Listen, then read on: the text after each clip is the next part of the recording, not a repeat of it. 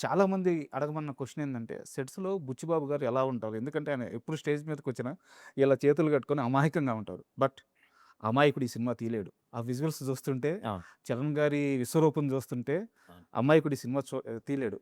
So అమాయకుడేం గాదండి. ఆ! అమాయకుడంటే మిగతా వాటిలో అమాయకుడేమో గానీ, ఆ! తను రాసుకున్న కథని తన ఏం జూసాడు అనేది తనకు కావాల్సింది తనకు తెలుసు. సరే. సో, ఆబ్వియస్‌లీ దాన్ని కాంప్రమైజ్ అయ్యి తీసే అతనైతే కాదు. ఎలా ఉంటారు సెట్స్‌లో ఆయన కమాండ్ ఎలా ఉంటది?